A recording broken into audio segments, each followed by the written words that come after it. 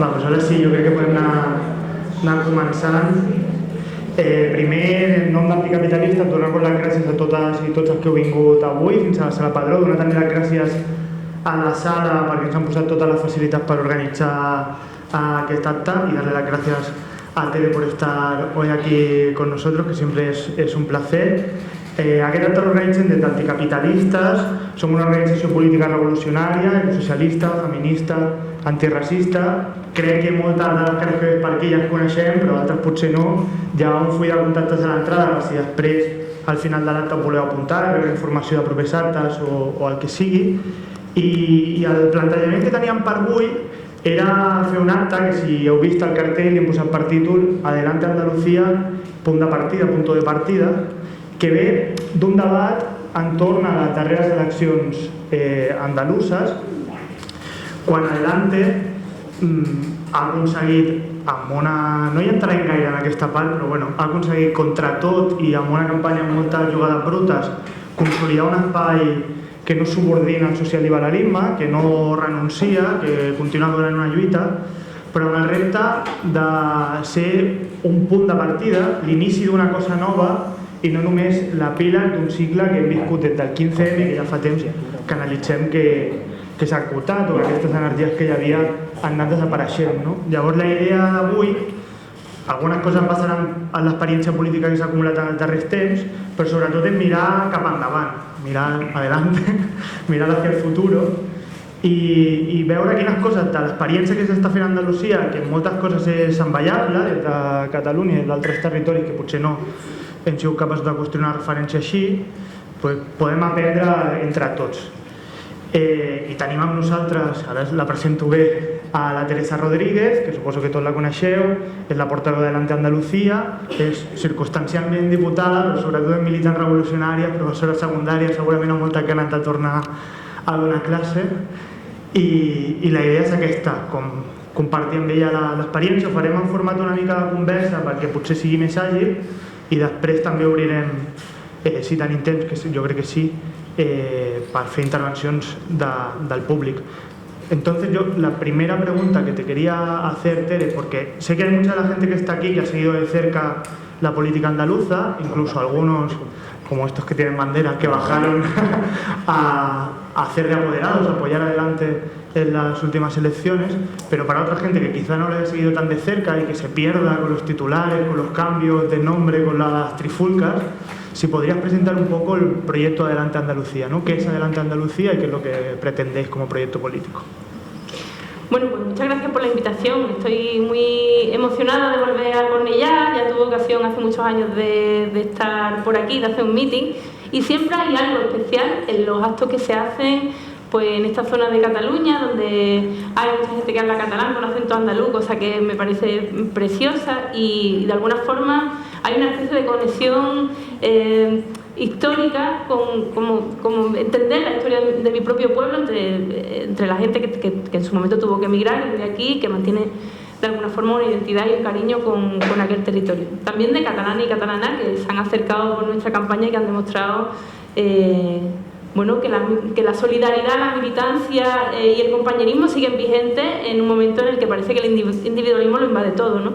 Yo quiero, ya lo hice en su momento en la universidad, en nuestra universidad de verano, quiero volver a agradecer de forma emocionada a esa gente que bajó a echarnos el cable en campaña y que fue tan necesaria para llevar a cabo esta campaña electoral sin ningún recurso, con 0 euros del ámbito institucional, con aportaciones a título individual, pero sí con mucha claridad de ideas y muchas ganas, y con una cierta experiencia vivida, ¿no?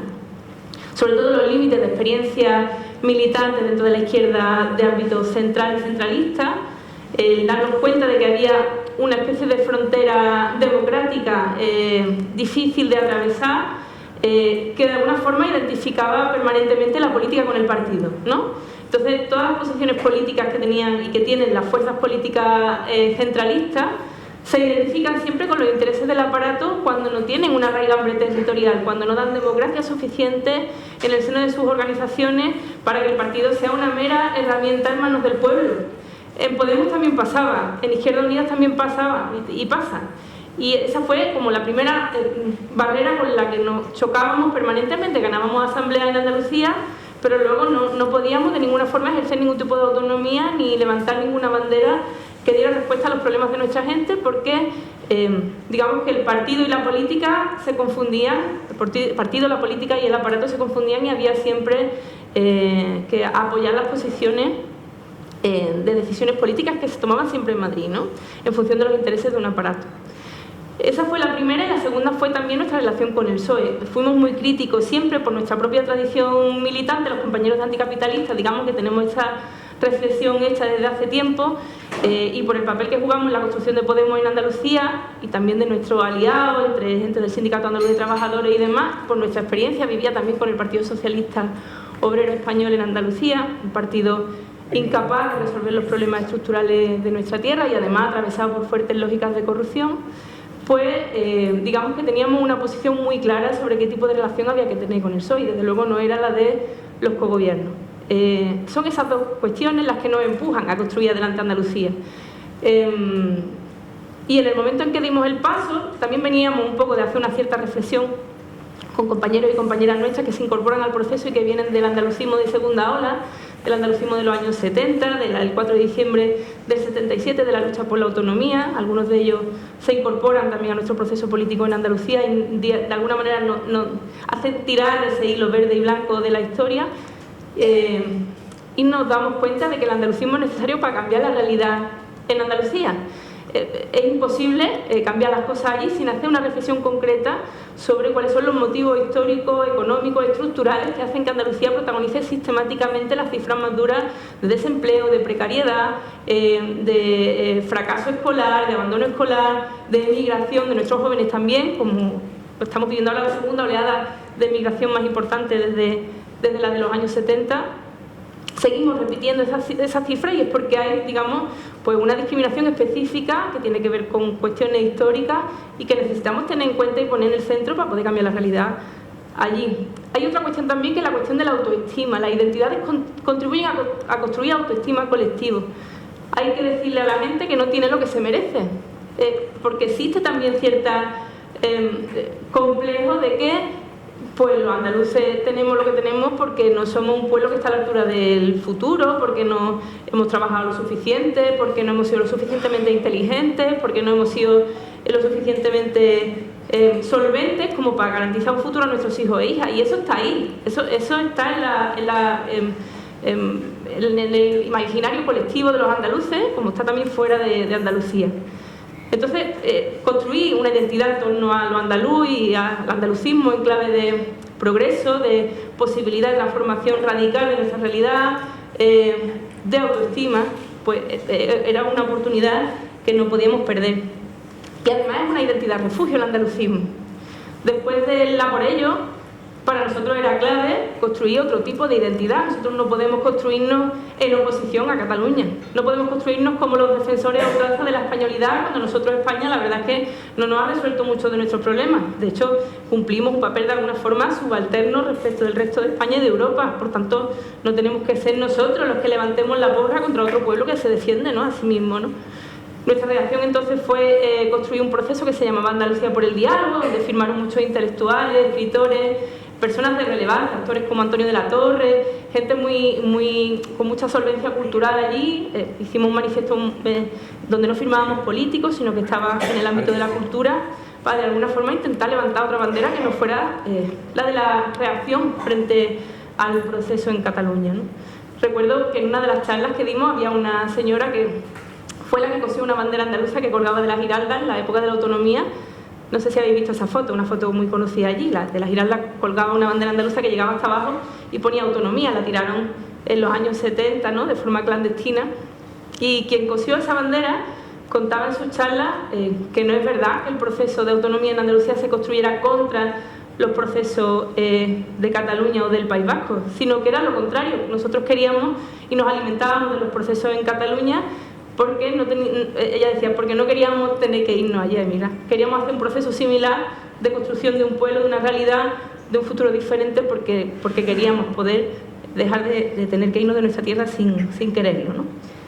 Bueno, pues todas esas cosas nos llevaron a construir este sujeto, que nosotros denominamos andalucismo de tercera ola, porque de alguna forma enlaza con el de la segunda ola de los 70 y con el primero de Blas Infante, pero guarda relación también con un cierto movimiento de construcción identitaria en torno a la música, la cultura, la aparición de grupos de música que reivindican lo andaluz, que reivindican nuestro acento, que reivindican nuestro folclore. Cada cierto tiempo en la cultura hay ese giro identitario, nosotros lo tenemos ahora mismo en torno al andaluz, y de alguna forma engancha también con este proceso político que queremos construir, que queremos que sea también, que no mire solo atrás, ¿no?, sino que sea de futuro, que sea joven y que apueste por el progreso de nuestra tierra. Entonces ese es el proyecto. De alguna forma nos hemos visto abocados a llevarlo a cabo porque el espacio en el que estábamos pues no era como una especie de corsé del que no podíamos salir. Es verdad que en un momento de mucha desmovilización, ¿no?, ahora mismo a nivel político y social vivimos un tiempo un poco de impas, ¿no?, pero los revolucionarios y revolucionarias sabemos qué es lo que pasa justo antes de una nueva brecha. El sistema no ha sido capaz nunca, ¿no?, de conquistar las almas definitivamente, por más que en su momento lo defendiera Margaret Thatcher en aquella época, que fue muy de impas también, ¿no? No ha sido capaz de hacerlo entonces, no va a ser capaz de hacerlo ahora. Por tanto, en este momento de impas, construir una organización donde ir creciendo poco a poco, nuestra fuerza política va creciendo, implantándose territorialmente en Andalucía, y esperar, como hacen los surfistas, la nueva ola, desde la orilla donde subirnos y volver otra vez de nuevo a recomenzar, ¿no?, que defendía Ben Said. Y me enrolla un montón para una pregunta muy concreta, pero prometo no seguir enrollándome tanto. Comentabas ahora que os habéis visto un poco obligadas a poner en pie este proyecto por las condiciones también que el resto de actores políticos estaban marcando, y en eso las últimas elecciones eran clave porque eran un poco una prueba, un test de si este proyecto se iba a poder consolidar o no. Una campaña que, como has dicho antes, hicisteis con 0 euros, que hicisteis además con alianzas antinaturales en vuestra contra a todos los niveles para restaros visibilidad, pero a la vez que, al menos desde fuera, no sé si lo compartiréis desde Andalucía, daba la sensación que era una campaña donde se recuperaba cierta ilusión por abajo, ¿no? Una campaña que, al hacerla con pocos recursos, se hacía desde la militancia, se hacía desde los carteles que se improvisan, que se hacen en casa, y aquella señora que salía hecha un cartel humano paseando por una calle, como una forma de contrarrestar precisamente a los poderes económicos y de poner en pie vuestro proyecto. ¿Cómo valoráis cómo ha ido esta campaña? Ya no solo a nivel de resultados, sino sobre todo pensando en eso, en la capacidad que ha tenido de volver a movilizar, de volver a recuperar cierta esperanza, de cierta ilusión de una parte de la militancia que al final, en momentos como comentabas ahora de apatía, de desmovilización, es tan importante. Sí, pues exactamente en esa clave. O sea, de repente podía hacer campaña sin tener que preguntar permanentemente a Madrid qué es lo que se podía decir y lo que no, sin tener que recibir el material, el fondo de escenario, la música que había que pinchar. Yo me recuerdo, en los mítines de Podemos llevaba siempre una bandera, eran la campaña de las andaluces, llevaba una bandera de Andalucía en el bolso porque sabía que nadie iba a tener en cuenta que estábamos haciendo campaña en Andalucía, y digo, por lo menos la pongo en el atril, ¿no? Eran campañas que venían como empaquetadas, ¿no?, y tú tenías que limitarte a ejecutarlas, ¿no? También seguro que os pasó por aquí. Entonces, de repente, era como una liberación total. Podemos decir lo que queramos, ¿sí? Nadie va a llamarnos, ¿no? Podemos defender nuestras posiciones políticas sin pensar si son lo suficientemente transversales o no. Podemos hablar con claridad de la realidad de Andalucía y ser críticos, ¿no?, con el gobierno del Estado, que no satisface tampoco las necesidades de nuestra tierra, que nos sigue sometiendo a una situación de dependencia de su desarrollo y extractivismo, sin que nadie nos vaya a levantar el teléfono para decirnos que ahora no toca, ¿no?, que ahora hay que sacarle siempre las castañas del fuego al gobierno del PSOE. Y entonces eso genera mucha ilusión, el tener la libertad suficiente como para hacértelo tú mismo. Yo creo que los momentos más chulos, ¿no?, de la movilización son esos en los que la gente sale a la calle con una pancarta de cartón, ¿no? En el 15M me acuerdo que estaba todo lleno de cartones por todos lados, además se dormía encima de los mismos cartones de las pancartas que se ponían por la mañana, ¿no? Y esos momentos son los realmente significativos. Las pancartas de imprenta hay que hacer los momentos de movilización, pero te hablan también de una realidad en el que hay poco fuelle por abajo. Nosotros hemos tenido una campaña de mucha pancarta de cartón, ¿no?, y de mucha libertad, y creo que eso se ha notado también en los resultados. Es verdad también que tenemos un reto respecto a esta campaña electoral, y es que de alguna forma Mi compromiso era de presentarme de hace 2 legislaturas y ya está. Si me he vuelto a presentar porque de alguna forma veíamos que echar a andar el proyecto, pues había mucha relevancia en poder sacar representación y de alguna forma aprovechar el capital simbólico acumulado por mí durante estos 8 años, pues era importante. Entonces, excepcionalmente te presentas otra vez a las elecciones y después hay que ver cómo es tu retirada y tu relevo, que en esas estamos, ¿no? Pero tenemos que poder ser no tan dependientes, ¿no?, de las caras públicas del proyecto, que también nos han facilitado mucho la campaña, la aparición en los debates, el tener cierta visibilidad pública, ciertas redes sociales. Entonces, esa transición para nosotros es compleja, pero la vamos a llevar a cabo poco a poco porque hay muchísimo relevo detrás. El problema es que los medios de comunicación prestan atención solamente a algunas personas. Entonces, bueno, pues la campaña es estupenda, pero demasiada dependencia quizás de la candidata, en este caso que era yo, y ahora la necesidad de transitar hacia un proyecto más colectivo, más militar. Más coral, eso es. Claro. Ahora decíamos que ha habido como esa ilusión también en la campaña, esa campaña que haces tú mismo, sin tutelas y sin que nadie la haga por ti, se consigue la representación también en un clima de derechización importante, casi un giro histórico en Andalucía, una pequeña representación en el Parlamento que va a permitir ser un altavoz, pero entiendo que también es una fase en la que dices, vale, ¿y ahora qué hacemos, no? ¿Cómo aterrizamos el proyecto? Lo planteabas antes como una de las cosas que estáis intentando desarrollar, ¿no? Arraigar bien el proyecto adelante en los diferentes pueblos, en las diferentes ciudades de Andalucía. ¿Cómo establecer vínculos o que adelante sirva para estimular el tejido social, ¿no? Que haya autoorganización en un momento que es tan apático, ¿no? Porque hasta ahora muchas veces nos encontrábamos con direcciones políticas que no querían impulsar la participación, pero ahora entiendo que también desde adelante, queriendo hacerlo, queriendo que la gente participe desde abajo y tal, como la fase es diferente, también muchas veces es difícil, ¿no?, desarrollar esa voluntad de que sea una organización que funcione de abajo arriba, que realmente tenga autoactividad potente sin tampoco esperar a la dirección, ¿no? La gente en las diferentes ciudades y en los diferentes pueblos, ¿qué os estáis encontrando ahora y qué pistas o qué cosas creéis que pueden ser interesantes? Bueno, sobre lo primero que me planteaba, las elecciones también nos han servido para que contacte con nosotros mucha gente. Es verdad que es así, la visibilidad que te da la presencia en las instituciones y en los medios de comunicación supone que haya gente que te conozca, ¿no?, y que pueda resultar atractivo tu proyecto. Por tanto, nos toca un trabajo muy de formación de cuadros, pero ese es el trabajo de a poquito, digamos que en Podemos no lo hicimos, y como no lo hicimos, pues toda aquella energía se evaporó como una olla destapada, ¿no?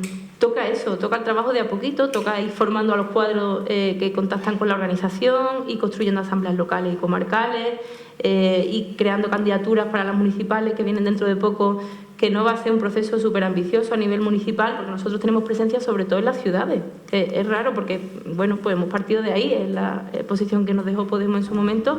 Tenemos la ciudad de Cádiz y presencia en algunas ciudades grandes y medianas, y ahora toca pues ir construyendo en otros lugares. Y es un trabajo que no es, bueno, el de la gran gesta revolucionaria, sino básicamente el de poner a gente a hacer kilómetros en coche y contactar con compañeros que construyan la organización. Y por otra parte, en lo social, pues básicamente buscar las brechas, que es lo que hacemos siempre. Ahora estamos intentando repolitizar la lucha contra la inflación y la carestía de la vida, que yo creo que va a ir generando cada vez más necesidad de organizarse por abajo. Y luego a medio plazo, porque claro, cuando uno está inmerso en movilizaciones muy potentes, muy sectoriales, de repente no puede pensar en el medio y largo plazo. Ahora podemos permitirnos el lujo, vamos a ver el lado positivo de este periodo tan aburrido, ¿no? Pero podemos reflexionar sobre cuestiones que son de medio y largo plazo, pero que son fundamentales, como la lucha contra el colapso medioambiental y la necesidad de ir construyendo estructuras de resiliencia, de apoyo mutuo, de contracultura del consumismo, de la ideología del ecocida y este tipo de cuestiones, ¿no? Entonces, es un trabajo muy cultural, muy pedagógico, muy de formación, muy de construcción orgánica. Es lo que estamos ahora y tratando de ver por qué sitios puede empezar a haber movilizaciones. Hemos empezado el curso con movilización en el ámbito educativo y vamos hasta ahí. El gobierno del PP va a generar...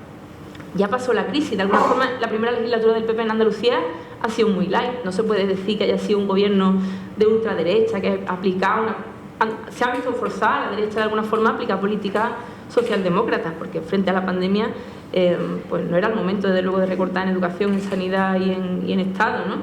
pero obviamente van a empezar a implementar su proyecto, y su proyecto es de la consolidación de las estructuras extractivistas que condenan a Andalucía a ser altamente dependiente de un turismo que hace que alquilar una vivienda sea imposible, con unos salarios que no permiten vivir, ¿no? Y hacer la compra, y además con unos ritmos en la agricultura. Son los dos sectores por los que el PP apuesta con mucha claridad, en el que la agricultura pone en riesgo el futuro de los acuíferos en Andalucía, y la ampliación de los regadíos en un momento de escasez pues van a poner en serio riesgo el futuro de la vida económica y social y ambiental en nuestra tierra, ¿no? Entonces, pues son esos los ejes en torno a los que nos estamos moviendo.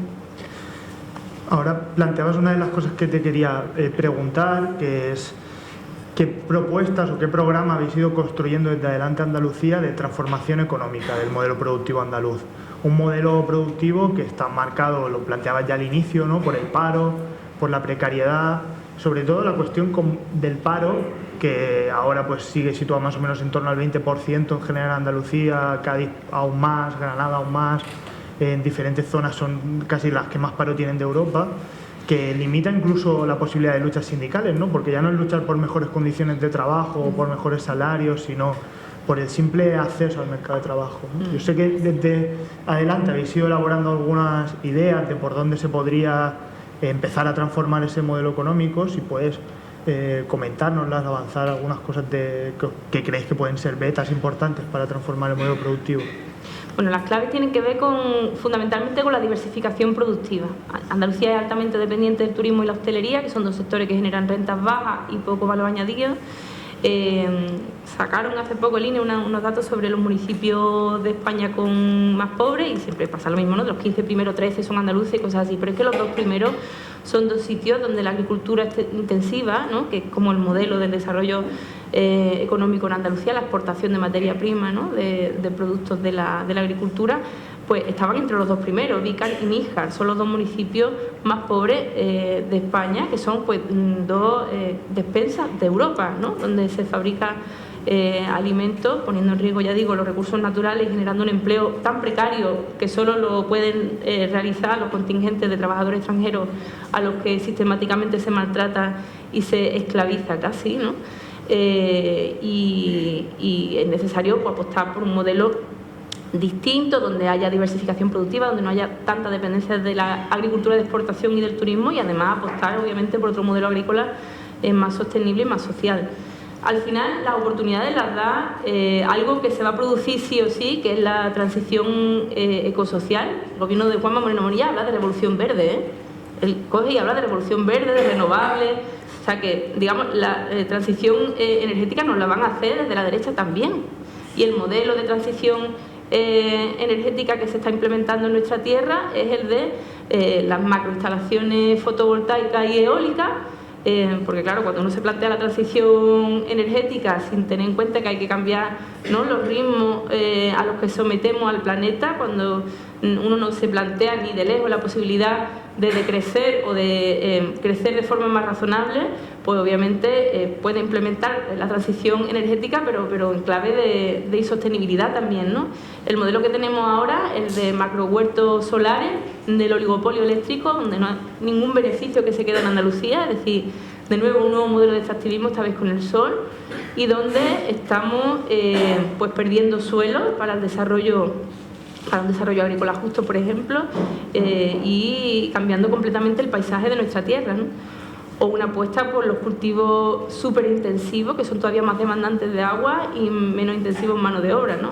Es como una pesadilla. Olivos así de pequeños que se siembran y se cosechan con maquinaria que consumen muchísima agua, que luego se arrancan y se vuelven a plantar, siempre con maquinaria en manos de fondos de inversión, fondos buitres y grandes terratenientes que son de fuera de Andalucía, no porque sean de fuera, sino porque es que no dejan absolutamente ninguna renta allí, ¿no? Pues profundizar en el extractivismo es condenarnos definitivamente. Hay que dar los pasos contrarios y volver pues a una especie de sistema donde se apueste por la soberanía alimentaria, por la soberanía energética, por la sostenibilidad. No son cosas distintas las que hay que hacer también en Cataluña, ¿no? Pero allí son especialmente claves. Si no las hacemos también en clave de economía social, ya digo que las transiciones energéticas y ecosociales las van a hacer pues desde la derecha. con un programa que simplemente será cambiar las tecnologías, pero sí que cambie las relaciones sociales, sin reducir la jornada de trabajo, sin que mejore la calidad de vida de nadie, sino simplemente pues, como un cambio tecnológico.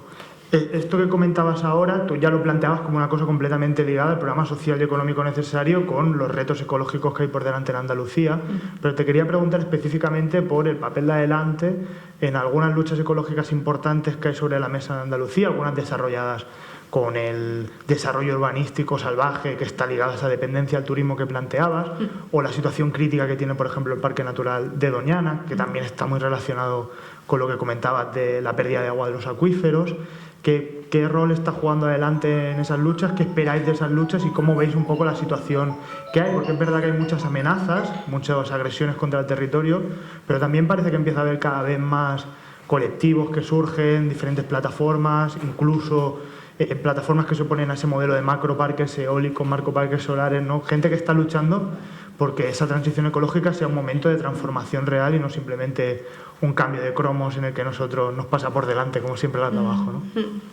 Bueno, para nosotros la lucha contra el extractivismo ahora mismo tiene importantes tintes ecologistas, es decir, lo de la soberanía, ¿no? Recuperar la soberanía, ser soberanista, ¿no? Esa palabra que tiene tantas connotaciones ahora mismo, para nosotros es defender la necesidad de que podamos los pueblos poner a disposición de nuestras necesidades, ¿no?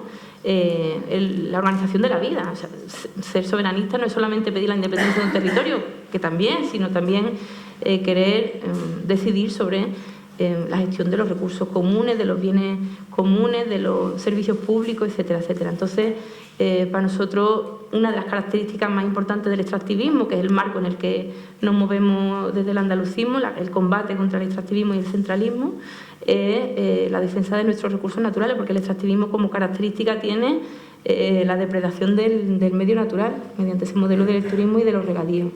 El tema de Doñana está fuertemente vinculado con el modelo productivo insostenible que lo apuesta todo a una agricultura que no es posible en un lugar tan seco como es Andalucía y como va a seguir siendo cada vez más nuestra tierra, la primera barrera del desierto del Sáhara, ¿no? Y se están plantando cultivos que no son razonables, ¿no? Además, todo porque lo marca el mercado, verdaderamente, porque ahora, por ejemplo, hay carencia de cereales, ¿no?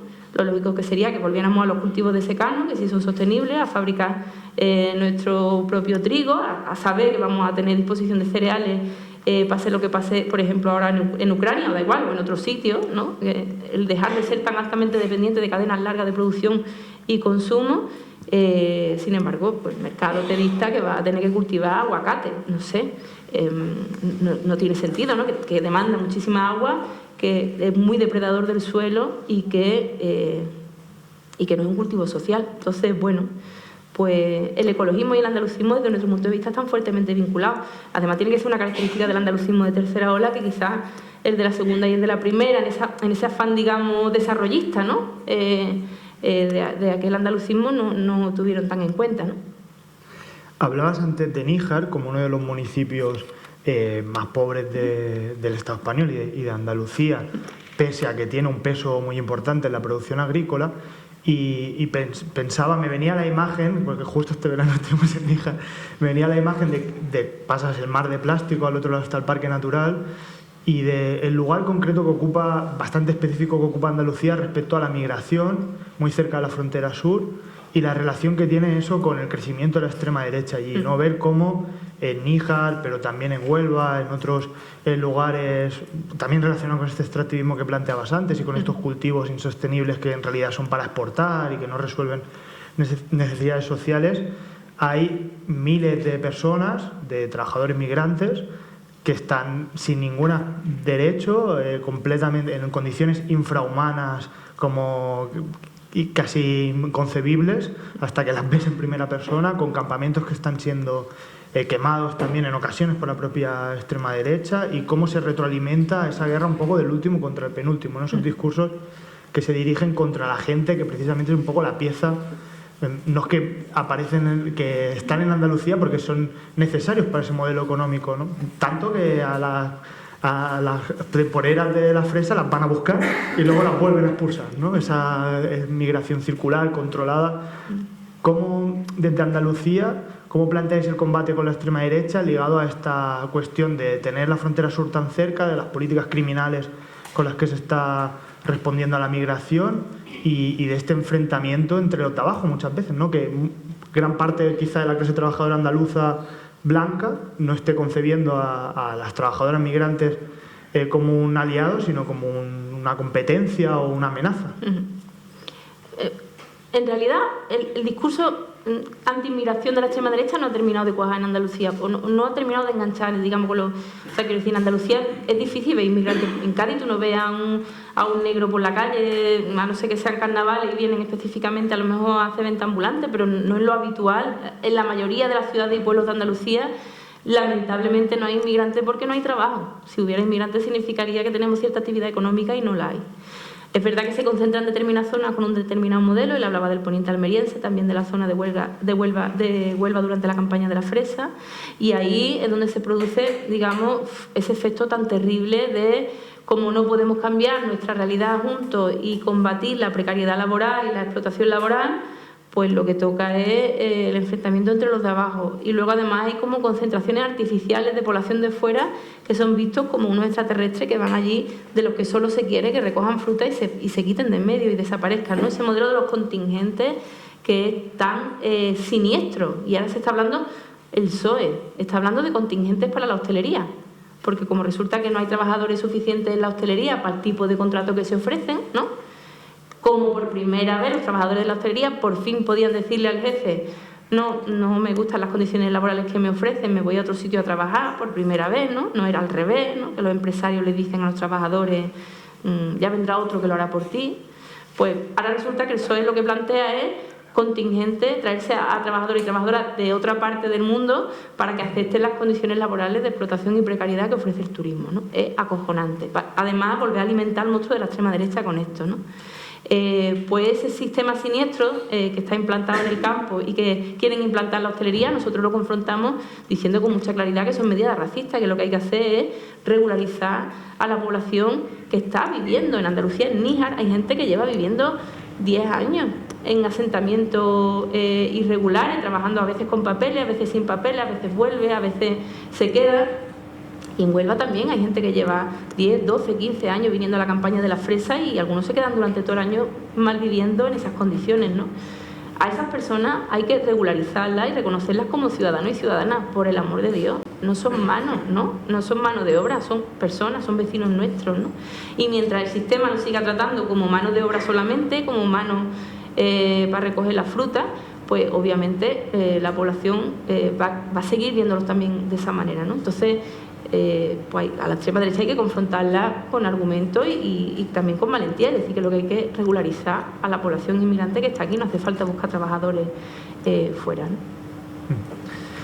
También ha habido en Andalucía, porque ahora estamos hablando de algunas cosas que quizás son más retos o incluso problemas que a veces es difícil ver cómo enfrentar, pero también ha habido algunos estallidos sociales importantes, más o menos en los últimos tiempos, algunos ya no tan recientes, pero sobre todo la huelga del metal de Cádiz, que hubo un momento donde de golpe todo el Estado español estaba mirando hacia Cádiz y qué estaba pasando allí, o el conflicto en Airbus en Puerto Real, o otros conflictos sindicales. Entonces te quería preguntar qué papel ha jugado adelante en esos conflictos, cómo concebís que las posiciones institucionales que hay conquistadas puedan servir para ese tipo de luchas, y un poco cómo veis los escenarios que se han ido abriendo. Verdad que la huelga del metal no se cerró quizá de la mejor manera, pero sí que daba la sensación de que había una emergencia de trabajadores autoorganizados y que no se iban a resignar a un otro acuerdo que simplemente echa un poco la pelota hacia adelante mientras siguen cayendo las cargas de trabajo y cada vez hay más paro y menos oportunidades, sino que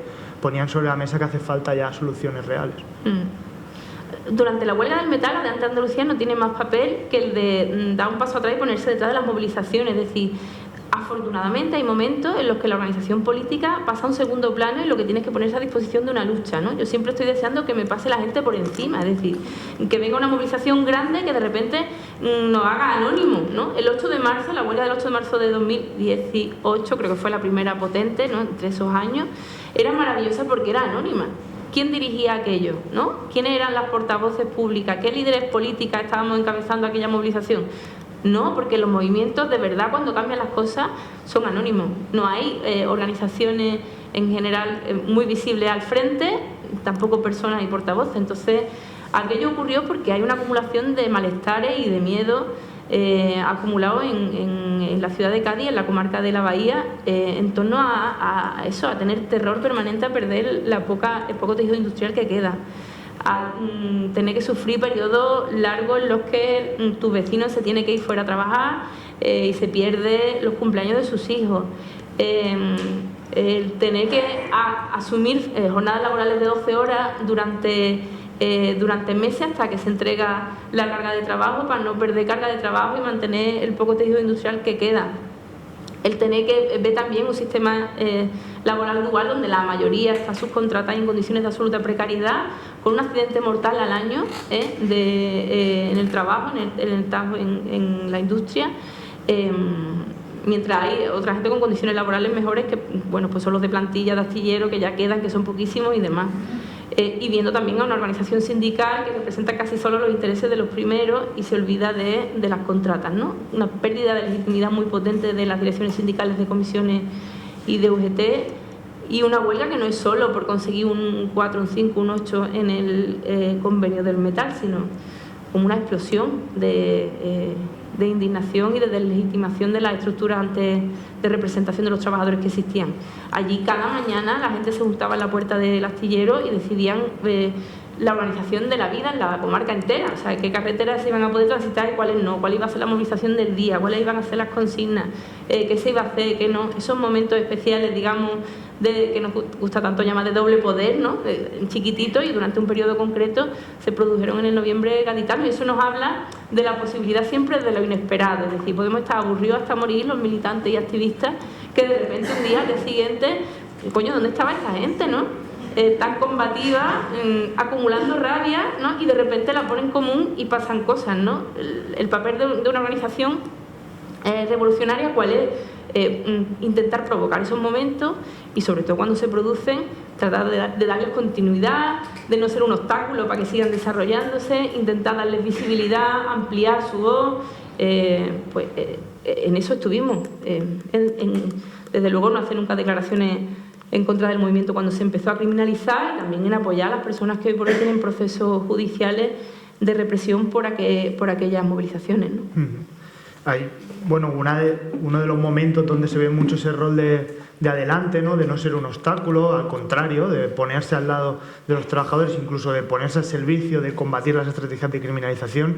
Es el discurso de aquel megáfono en mano de Kichi, que comparábamos con otros alcaldes en otras situaciones similares y conflictos que había en su ciudad y no se parecían en nada, ¿no? Porque muchas veces la gente fue a buscarlo, o sea, la manifestación ese día se decidió que iba al ayuntamiento porque querían que el alcalde se posicionara sobre la huelga, ¿no? O sea, que no fue una cosa de que fue... Sí, no, que no fue a ponerse ahí. La gente quería escuchar, o sea, que necesitaba ese tipo de apoyo a nivel público, ¿no? Bueno, era un momento donde si tú ibas cambiando de canal por la mañana, todo era criminalizar. De golpe no se habla nunca de las condiciones laborales de la gente en Cádiz ni en ningún sitio.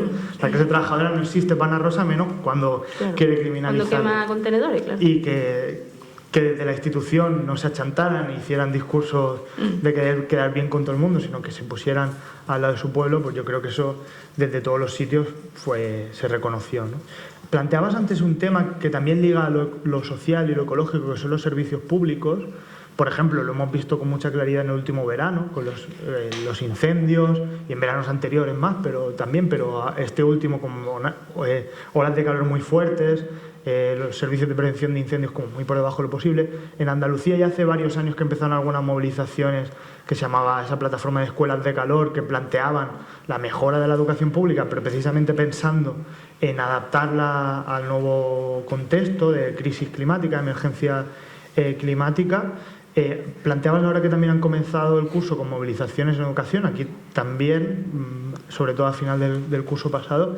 Te quería preguntar por eso, ¿qué movilizaciones hay ahora mismo en Andalucía en los servicios públicos? ¿Dónde creéis que puede haber esas explosiones, un poco de malestar? ¿Dónde creéis que se está acumulando esa rabia de los propios trabajadores también subcontratados y con peores condiciones cada vez? Bueno, siempre están.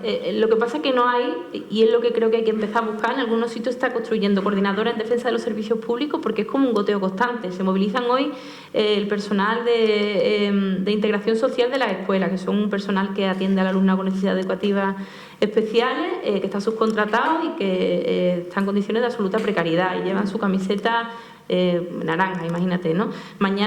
O rosa. Mañana se movilizan los del Infoca, que además hicieron huelga durante el verano, pero se les imponen servicios mínimos tan duros que al final la huelga no se nota. De hecho, la Junta no para de recibir sentencias condenatorias por no respetar el derecho a huelga de los trabajadores. Lo que pasa es que, claro, reciben la sentencia pues un año más tarde de cuando fue la huelga y al final la huelga pues se quedó allí, ¿no? Porque lo que están pidiendo es que se les contrate durante todo el año, porque bueno, pues es sabido que las labores de mantenimiento de nuestro monte pues son clave para evitar los incendios. Y esta gente son héroes, ¿no?, a tiempo parcial, ¿no?, solamente durante los 4 meses de temporada de incendios. Gente que está cobrando 1000 y pico de euros, que no cobran antigüedad, una pasada, ¿no? Y son ahora mismo clave en el combate de los efectos del cambio climático. Yo creo que puede haber, aparte de lo que te decía antes de los sectores precarios en la administración pública y de la defensa del mantenimiento de los servicios públicos, la lucha contra las externalizaciones y las privatizaciones, que es lo que va a venir ahora con el gobierno del PP, es necesario también articular luchas contra el cambio climático que no sean solo desde lo ideológico, digamos, ¿no?, desde quienes estamos intentando anticipar lo que va a pasar, con unos discursos que siempre nos cuesta trasladarlos, porque es que si son demasiado desmovilizadores, porque generan ansiedad, porque generan estrés. Bueno, pues vamos a lo concreto. ¿Cuáles son los efectos del cambio climático a día de hoy? Pues que en las aulas, en la Campiña de Córdoba, no se puede estar en un instituto en junio, no se puede respirar en una clase, la gente se desmaya, ¿no? Entonces, en la Escuela de Calor, que son padres y madres de ese tipo de centros que están reclamando medidas de bioclimatización de los centros escolares, junto con los bomberos que también están afrontando cada vez más grandes incendios como consecuencia del cambio climático. En fin, hay una serie de colectivos que en lo concreto palpan los efectos del cambio climático y que podríamos apostar por una coordinación de esas luchas junto con pues, los ecologistas que llevan tanto tiempo planteando la necesidad de darnos cuenta de que esa realidad ya está aquí, ¿no? Antes de dar ya paso a que hagan preguntas desde el público y que la gente pueda participar, quería repescar una cosa que comentabas, de hecho, muy al principio, que es una de las cosas que estáis intentando, uno de los ejes que estáis intentando trabajar ahora, que es politizar todo el malestar que se está acumulando en torno a la inflación. Nunca había habido seguramente una crisis global tan anunciada como la de ahora, porque normalmente las élites intentan como esconder que va a llegar una recesión o que va a llegar una crisis. Ahora hace lo contrario, ¿no? Estas declaraciones que tanto se repitieron de Macron de que se había acabado la época de la abundancia y todos estos temas, da la sensación que está en cualquier momento se va a precipitar. Bueno, hay algunos países que ya están en recesión, pero que se va a precipitar como una crisis de grandes dimensiones. Hace ya más de un año que se acumula la inflación, la pérdida de poder adquisitivo. ¿Cómo creéis que estáis empezando a trabajar desde adelante para responder a eso, para politizar ese malestar que tiene la gente de llegar, que nos cuesta cada vez más llegar a final de mes, que ves que el sueldo da cada vez para menos, que se te va en los gastos más básicos sin poderlos cumplir? ¿Cómo creéis que se puede politizar o que se puede convertir eso en un fuego para la movilización? Bueno, pues en momentos como estos, donde el sistema falla, porque si hay una enorme inflación, los precios de los productos son carísimos, el sistema falla, de alguna forma rompe sus mecanismos de legitimación social, ¿no?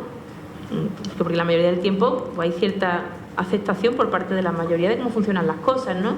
Si no tienes dinero y salario, tienes crédito, y si no tienes otro crédito, sobre el crédito, y más o menos vas tirando para adelante. Pero hay momentos en los que el capitalismo es incapaz de responder a las necesidades más básicas de la gente, y este momento de la carestía de los precios y del aumento de los precios pues clave para que la izquierda lo aproveche para hacer el discurso que tenemos que hacer, que es el de la democratización de la economía, que es el del control de precios, que es el de la necesidad de que las empresas estratégicas y los sectores estratégicos estén en manos de la sociedad, ya no digo del Estado, sino de la sociedad, que haya un control social sobre la planificación energética, económica y demás, y yo creo que es una oportunidad para explicar de forma muy clara la importancia de la regulación de precios, ¿no? Y de la democratización económica. Nosotros hemos abierto un debate sobre los supermercados públicos, que parece una chorrada, pero de repente en las redes sociales ha tenido mucha audiencia, y vamos a hacer ahora una campaña sobre el tema del control de precios y de la necesidad de establecer, de garantizar, ¿no?, desde lo público las necesidades básicas. Pues como decía, vamos a abrir el turno de palabras. Está por allí Candy con un micro de mano, entonces os animo a todos a intervenir, a hablar. No siempre tenemos la ocasión de preguntarle cosas y de hablar con Tere, o sea que vamos a aprovecharlo.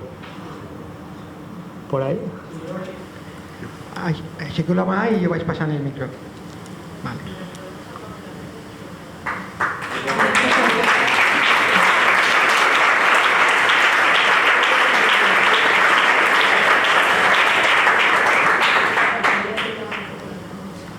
Hola, en primer lugar, gracias por tu intervención y por tu presencia, evidentemente. Yo comparto prácticamente, no diré el 100%, pero bueno, comparto mucho de lo que has comentado.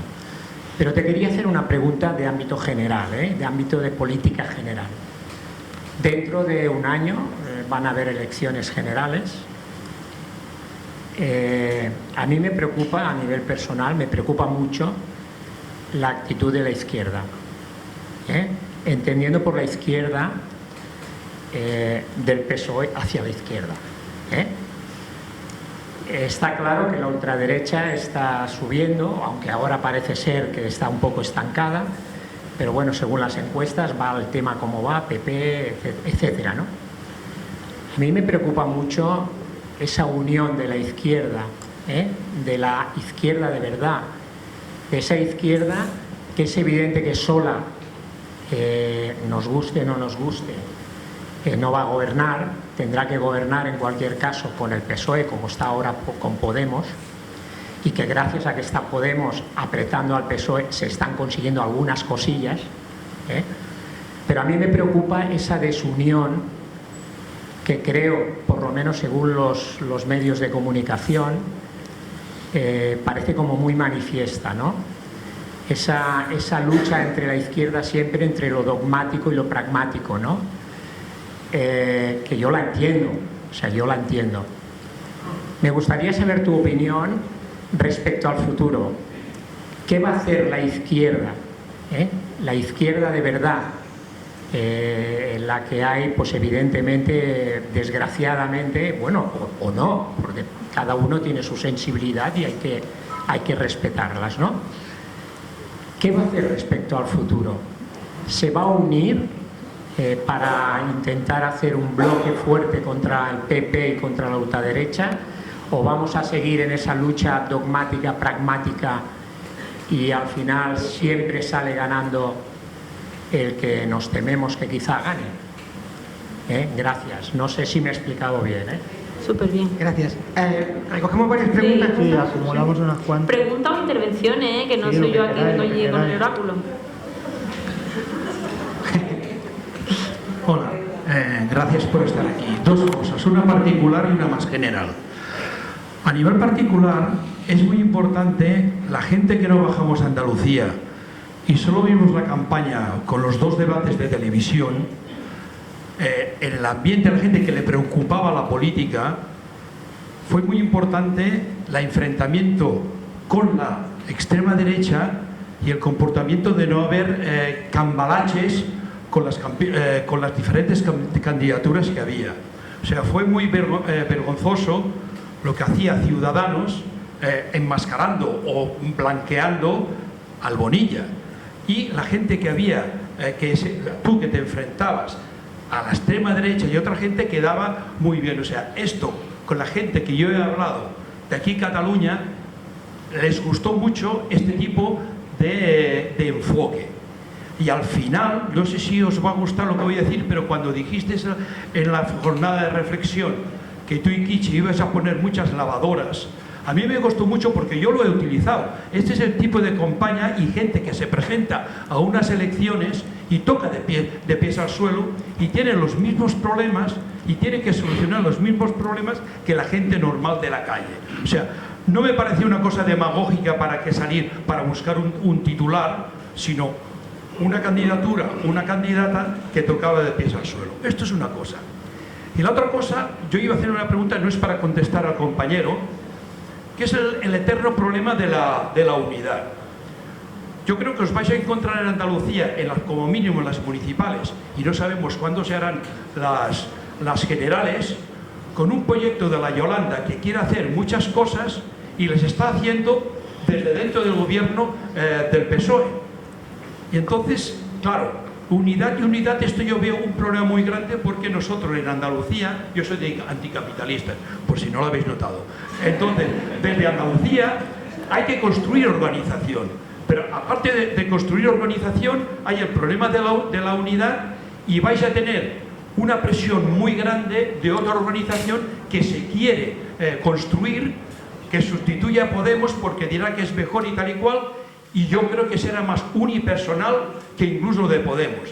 Entonces esto creará unos problemas muy grandes y quisiera saber tu opinión, porque claro, son dos. Una cosa es cómo vas a las municipales, que te salen muchas candidaturas, que cada uno es de su padre y de su madre, pero que responden a los problemas concretos del municipio y tienen muchas concreciones, y otra cosa es las elecciones generales. Para no el buen rollo. ¿Algú més? Dije ¿Alguna que- més? Aquí de abajo. Una línea de ellos mismamente, de la desunión de la izquierda, digamos. A mí siempre me da mucha pena de que al final, ¿sí? De que al final, digamos, la izquierda nunca esté en unidad para nada, ¿no? Se va destrozando y aquellas personas que tienen unidad a la hora de depositar su voto, al final, en vez de inclinarlo hacia la izquierda, siempre lo inclina hacia otra parte. O sea, los derechos sociales siempre lo pide a la izquierda, pero sin embargo vota a la derecha. Y esto es algo que creo que en su conjunto la izquierda falla a la hora de poder concienciar, digamos, o no, o tener toda la culpa de que una persona, lógicamente, ¿cómo es posible que siempre los derechos sociales se olviden a la izquierda, pero vota a la derecha? Porque dice que la izquierda está desunida, que es verdad, es cierto. A mí me da pena por eso. A mí me da pena, sinceramente. Eso es una pregunta, ¿no? Y luego lo otra era preguntar sobre la cesta de la compra. ¿Qué te parece a ti esta cesta de la compra de 30 euros? ¿Qué tanta cosa, digamos, va a proporcionar, digamos? O sea, me gustaría una respuesta a esto. Yo no estoy de acuerdo con la cesta. Porque además la cesta que tiene el mismo precio que tiene los productos, vamos, que no está rebaja tampoco. Yo he visto los productos y vale lo mismo. 1 euro, 2 euros, 1 euro y medio. ¿Esto qué cesta es? Esto no es una cesta. No es una cesta. Pero simplemente un engañador, a mi juicio. O sea, luchaba a la izquierda desde hace ya la misma vida. Evidentemente soy militante de Podemos, pero seguidora totalmente. Seguidora total. Sin más. Gracias. ¿Alguna més? La Joana per allà darrere. Et veia. Muchas gracias por la charla. Ha sido muy interesante escuchar como toda la explicación y todo. Realmente el proyecto de Adelante Andalucía, como lo seguimos muchísimo y es como interesante escuchar también de viva voz y directamente aquí en Cataluña pues cómo avanza el proyecto y todo. Y mi pregunta era un poco si podías como... A día de hoy estamos viendo que está costando mucho que gente joven esté participando políticamente, que se que se anime a participar políticamente y que ayude a construir, porque ante una negación de un futuro, de un horizonte de mejor vida, parece que nos quedamos estancados o que nos cuesta salir de las formas de alienación. ¿Qué políticas, qué propuestas, de qué forma se puede intentar desde Adelante Andalucía como activar esta parte a nivel político? Sí, y eso. Molt bé.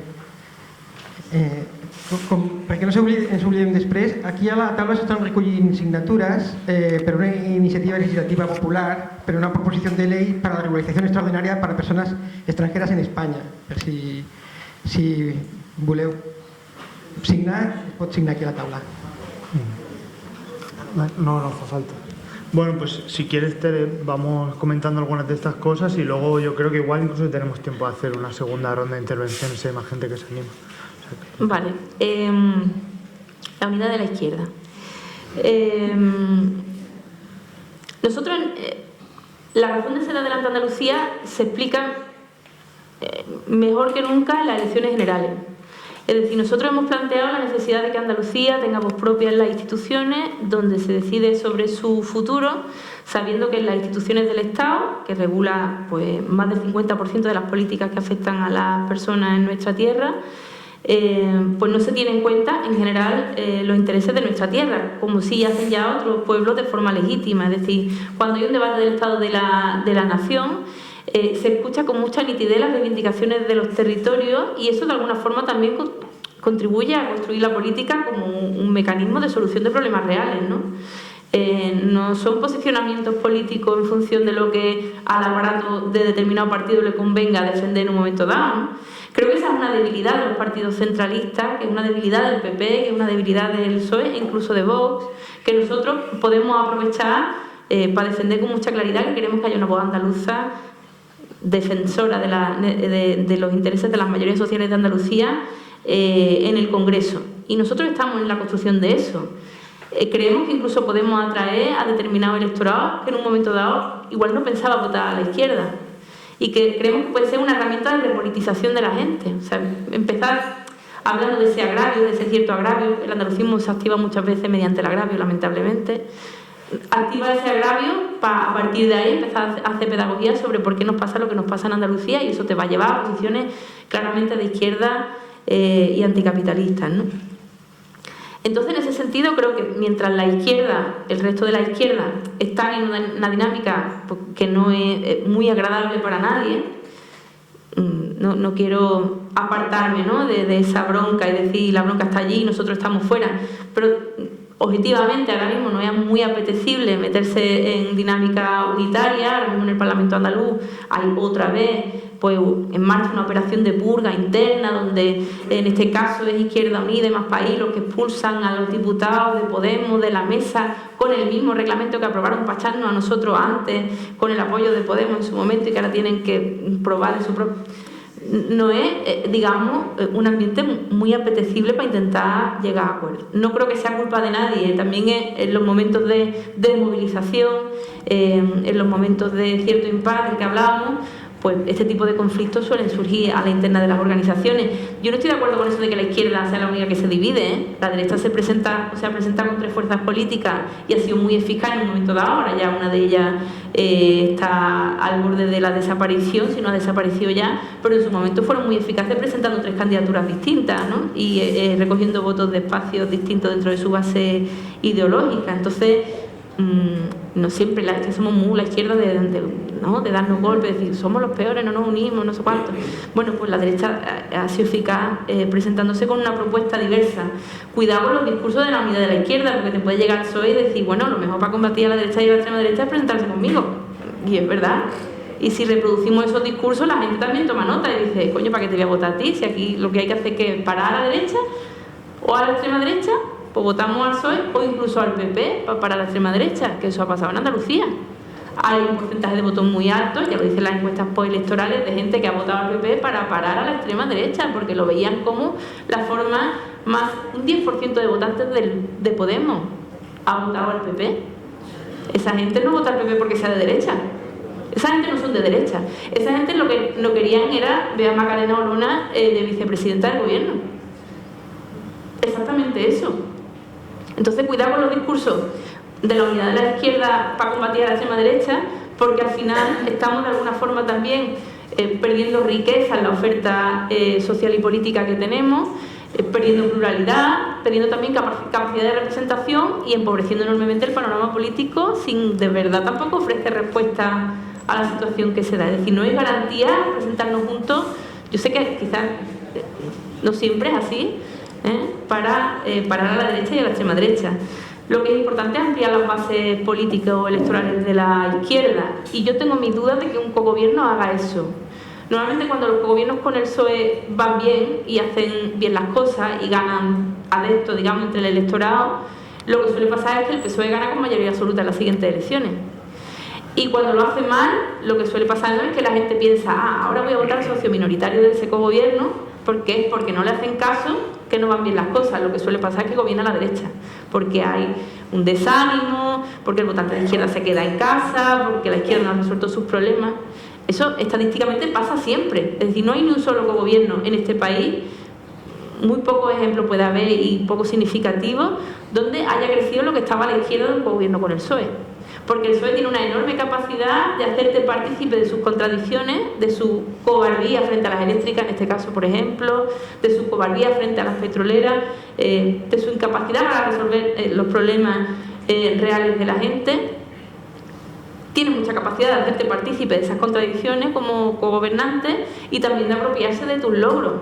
Estoy seguro de que el PSOE va a vender como propia algunas de las cosas que nuestros compañeros de Podemos han conquistado en el ámbito de los derechos civiles, de las leyes de igualdad, de cosas que objetivamente han estado muy bien. Pero estoy segura de que el PSOE va a ser capaz de poner en marcha una maquinaria de marketing que haga que parezca que han sido logros suyos, ¿no? Tienen una larga trayectoria en hacer eso. Por tanto, tengo mis dudas de que era lo que había que hacer. Creo que se pueden conseguir cosas y hay que conseguir cosas para demostrar que las cosas se pueden cambiar. Hay que intentar cambiar al menos cosas pequeñas, pero se puede hacer desde fuera y con mucha pedagogía.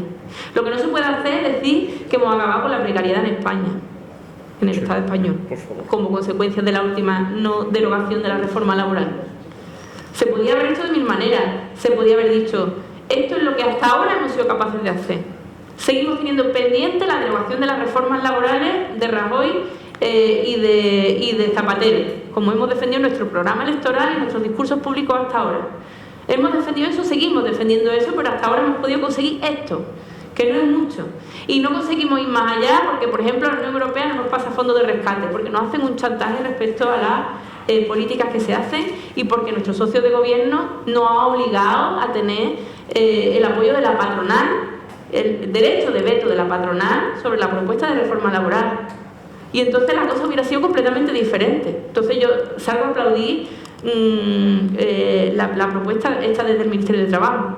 Pero decir que simplemente por cambiarle el nombre a los contratos y pasarlo de horas y servicios a indefinidos sin cambiar las prestaciones por despido, sin encarecer despido, y decir que con eso se acaba con la precariedad solo porque nominalmente en las cifras va a parecer que los contratos son muy estables pero el despido es tan barato que al final es lo mismo, pues generar caldo de cultivo para que el votante de izquierda vuelva a quedarse en casa o a pensarse que lo más importante es para la extrema derecha y por tanto hasta puede votar a Feijóo, ¿no?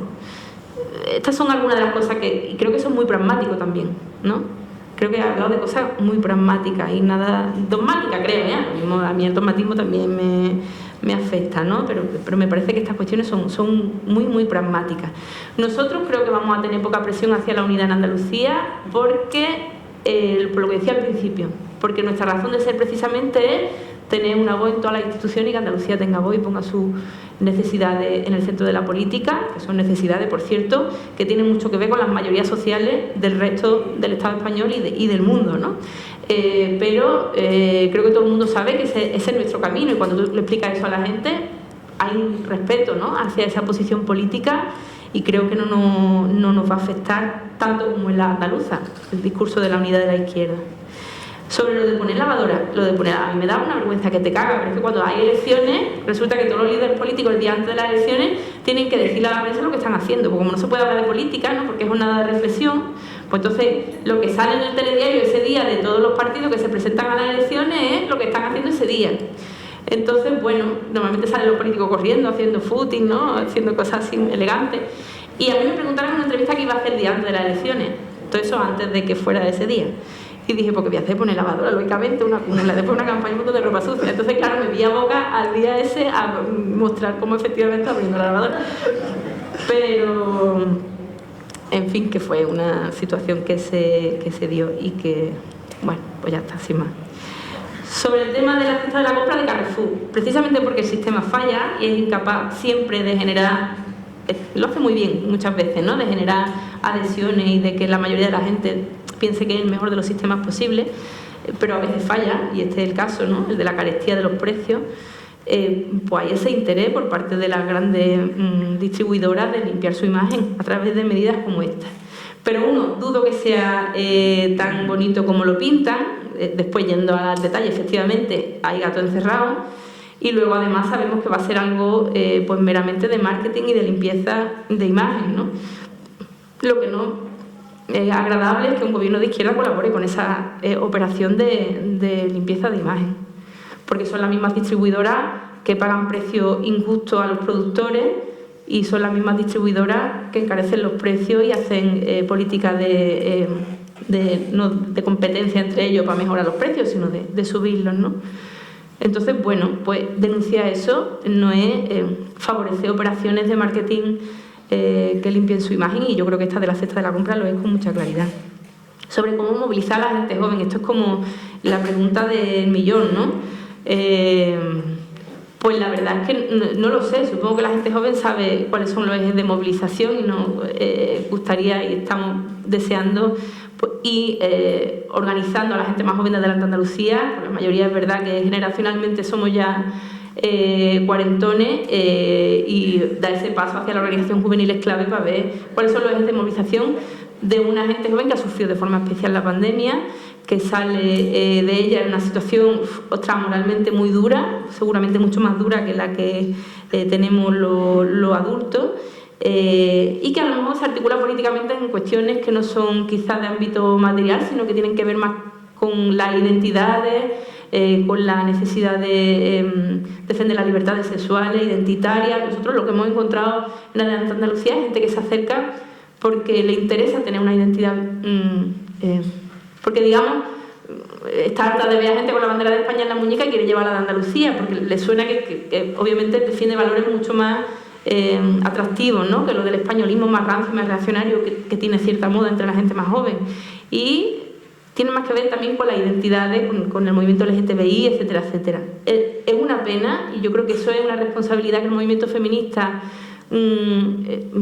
irresponsabilidad, yo me incluyo también, que hemos cometido con el movimiento feminista, con la huelga del 8 de marzo, el haber destruido ese potencial de movilización y de amparo de nuestras chavalas más jóvenes en un momento de un repliegue reaccionario muy potente en los institutos, donde Vox está creciendo mucho entre la gente más joven. El movimiento feminista era, digamos, un escudo.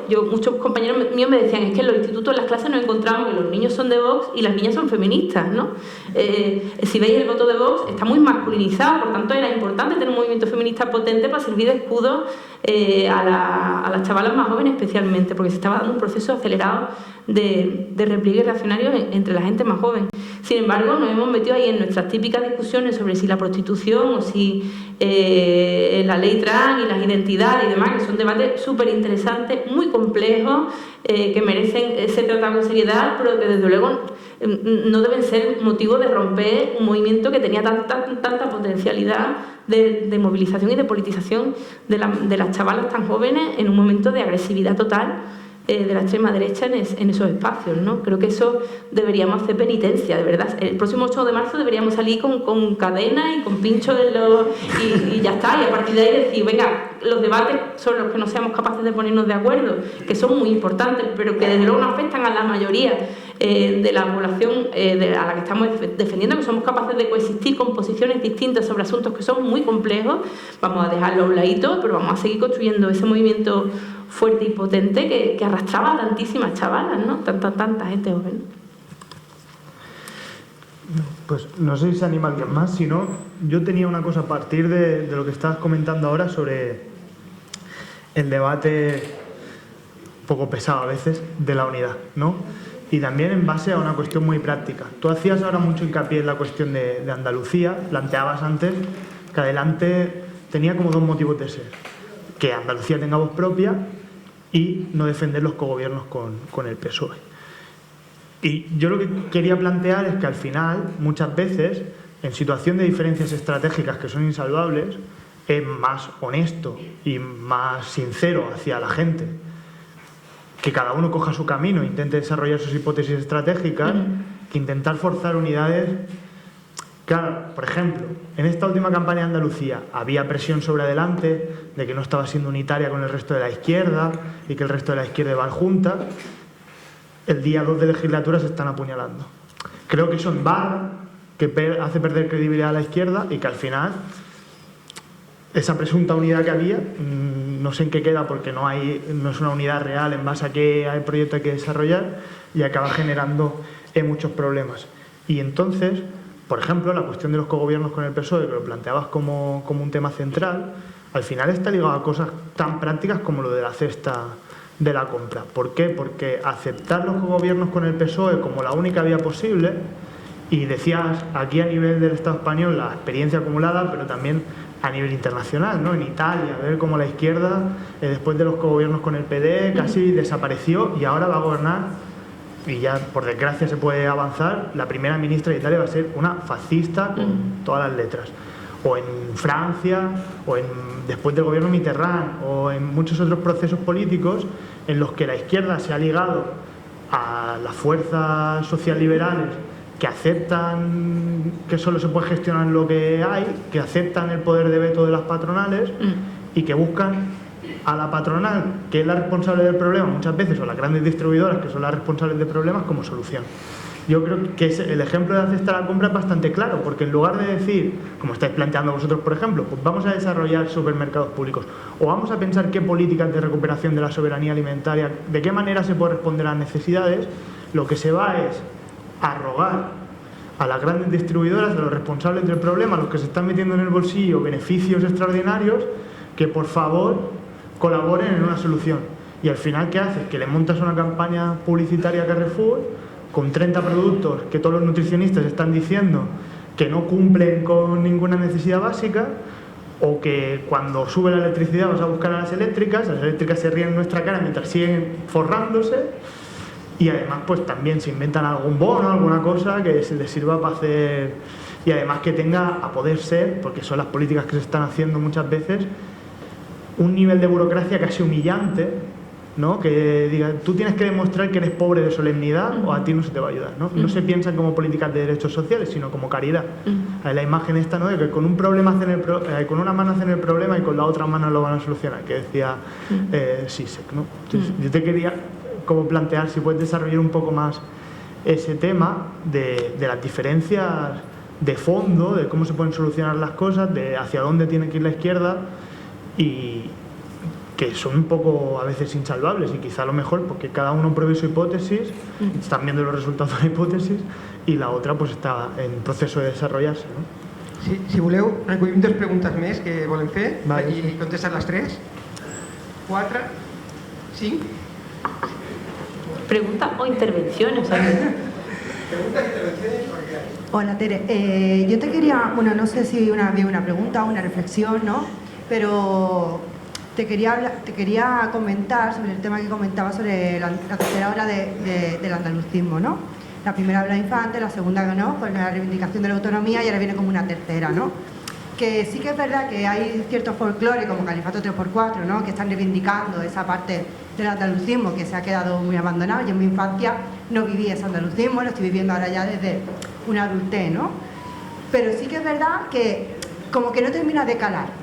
Hay gente que sí, que tenemos una conciencia, esta conciencia de clase, de la lucha andaluza, que sí, que no ha calado, pero hay una cantidad de gente allí abajo que no termina de creerse, y yo no sé si es porque, si se debe, o estará de acuerdo conmigo, no lo sé, a este complejo que tenemos los andaluces ¿no?, de que miramos otros territorios. Cataluña, oh claro, los catalanes, qué bien, tal, cómo reivindican. El País Vasco también pasa, pero allí es como los que salimos fuera, vivimos fuera, sí que lo reivindicamos, pero qué pena que allí no se viva de esta manera. Entonces yo te quería preguntar, de cara a futuro, ¿no?, ya no solamente a las elecciones, sino a este caldo de cultivo de andalucismo, que vengan las nuevas generaciones, de qué manera se puede trabajar, de qué manera se puede llevar los territorios, de qué manera... Me imagino que, claro, que con un gobierno del PP difícil es que los niños andaluces y andaluzas estudien realmente la historia de nuestra tierra, porque es muy complicado, pero sí que es verdad que las generaciones sí que tenemos esa obligación de coger a nuestros primos, nuestros sobrinos, nuestra gente, y hacerle esa pedagogía de nuestro territorio. Y esa es la reflexión que yo te quería lanzar.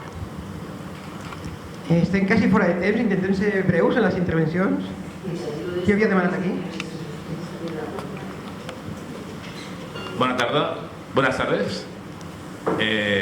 Teresa, yo hay una referencia a Vox que me parece muy importante, porque yo tengo, como muchos y muchas de nosotras, multiactivismo social y partidario, etc., ¿no? Pero en Cataluña yo soy la parte social de una red de organizaciones que es la Unidad contra el Fascismo y el Racismo, claro, donde emerge institucionalmente Vox es en Andalucía. No sé si... yo creo que tampoco se veía mucho venir, aunque obviamente tenía micros y cámaras de televisión desde hacía bastante tiempo como para tener luego eso una transacción en el ámbito institucional. Pero una reflexión: la extrema derecha no es solo Vox. Y ya me gustaría a mí que una organización política o diversas organizaciones políticas que tienen un programa de ruptura tuviesen la fuerza suficiente como para derrotar a la extrema derecha.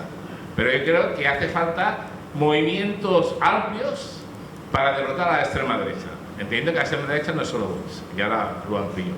Porque igual que no cuestionamos que hace falta un movimiento ecologista amplio y potente, o un movimiento feminista amplio y potente, que sea acompañado, apoyado por las organizaciones rupturistas de la izquierda, pero ¿verdad que no decimos que con las organizaciones rupturistas de la izquierda hay suficiente para el cambio anticapitalista ecológico y el cambio anticapitalista feminista? No.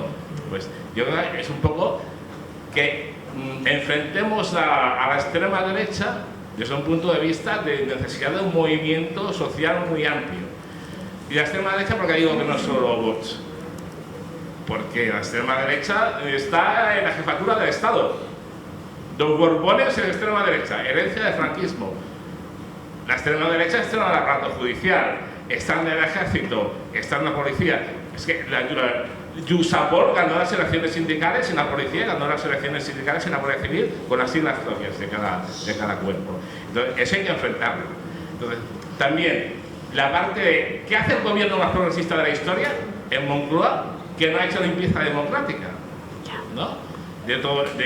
En esos aparatos del Estado, ¿no? Y amparando la monarquía y 0 comisiones de investigación. Entonces aquí, ¿qué papel podemos jugar en conjunto de izquierdas soberanistas de las naciones que estamos sin Estado dentro de la jaula del Reino de España, de coordinación para romper esa estructura de Estado? Gracias.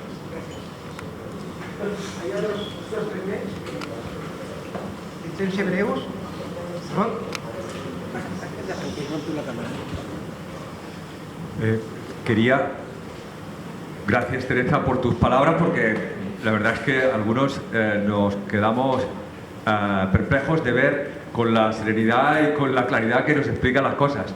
Yo te quería hacer 2 preguntas y una reflexión. La primera pregunta es: ¿por qué los políticos en general no son capaces de admitir que no tienen capacidad de cambiar ciertas cosas, decírselo a la gente? ¿Por qué no se dice esto de forma clara? Te pongo un ejemplo. En un cierto momento la Guardia Urbana de Barcelona actúa contra la gente que estaba vendiendo en las Ramblas.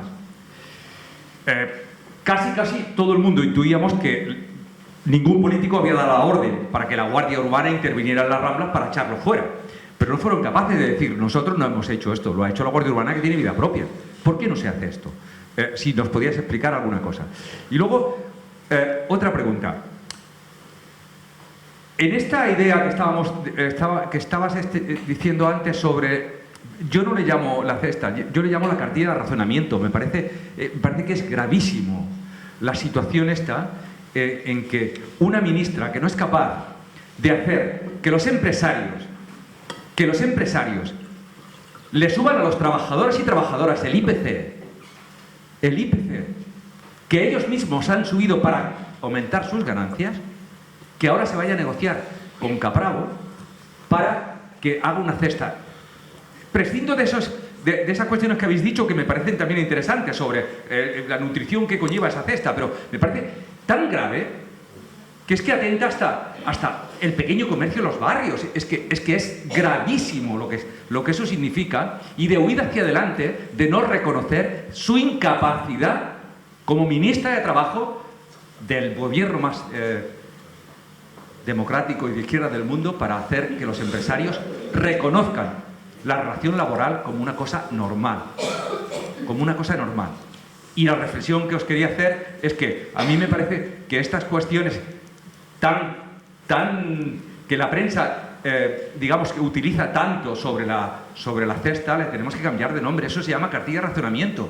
Eso se llama cartilla de racionamiento. Y solamente lo van a coger aquellas personas que no puedan, por su imposibilidad de moverse, pues acceder a diferentes supermercados porque no les llega el dinero para el transporte. Pero quien tenga capacidad para moverse, ese tipo de cuestiones, no va a ir a Carrefour a hacer la compra porque es que es un insulto. Gracias. Gràcies. Habíem dues intervencions més, que ja no veig. Allà.